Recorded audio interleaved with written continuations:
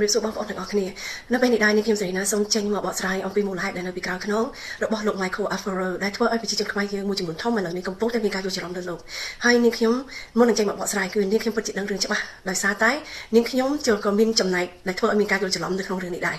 ឥឡូវនេះនាងខ្ញុំសូមបកស្រាយម្ដងតិចម្ដងតិចដោយបង្ហាញបងប្អូនឲ្យស្ដាប់អំពីការចោទប្រកាន់នៃអ្នកដើមចោទមកណាបងប្អូនសូមទោសដោយសារតែខ្ញុំអត់ស្គាល់ឈ្មោះគាត់ថាឈ្មោះអីទេពីព្រោះខ្ញុំអត់សូវតាមដានវីដេអូគាត់ទេហើយខ្ញុំនិយាយតាមត្រង់ខ្ញុំក៏អត់ដែរតាមដានវីដេអូរបស់លោក Michael ដែរនិយាយមែនខ្ញុំទៅតាមដានមួយរយៈក្រោយនេះនៅពេលដែលឃើញលោកសហការជាមួយបងប្អូនខ្មែរយើងដែលនៅអាមេរិកសហការដើម្បីជួយរកមូលនិធិជួយរកថវិកាទៅសាងសង់សាលាដែលត្រូវបំផ្លាញដោយជនជាតិថៃនៅខាងព្រះវិហារចាគឺនៅខាងប្រាសាទព្រះវិហារដូច្នេះខ្ញុំដឹងថាបងប្អូនខ្លះគាត់ដឹងហើយព្រោះខ្ញុំបានជាព័ត៌មាននោះហើយណាចាតែថ្ងៃនេះខ្ញុំអត់ពិតជាអត់នឹកស្មានថាខ្ញុំបានឃើញហើយបានឮសម្ដីដែលឌីលជនបរទេសម្នាក់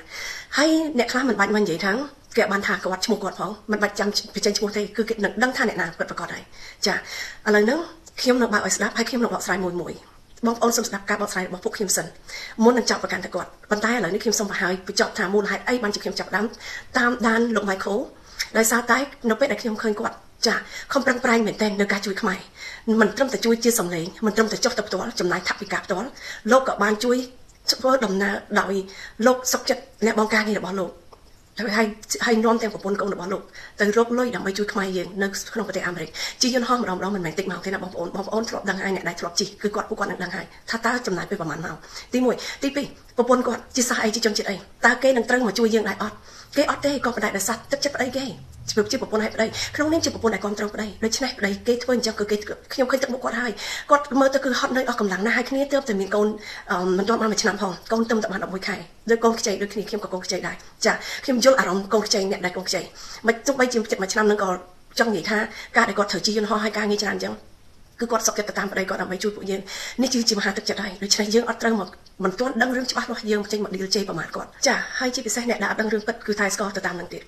ដូច្នេះខ្ញុំអត់មានការគ្រប់គ្រងទេពីព្រោះខ្ញុំដឹងរឿងពិតនៅពីក្រៅខ្ញុំនៅពេលដែលខ្ញុំឃើញលោកកាន់តែខំប្រឹងប្រែងគឺខ្ញុំមានមោទនភាពដែលនៅពេលនេះខ្មែរយើងមានទុកមានជនបរទេសម្នាក់ចេញមុខមកជួយដោយ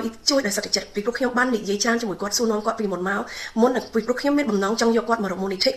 ដើម្បីជួយទៅប្រជាជនខ្មែរយើងនៅពេលដែលគាត់ចប់ការងារជាមួយប្រជាជនខ្មែរនៅខាងសហរដ្ឋអាមេរិក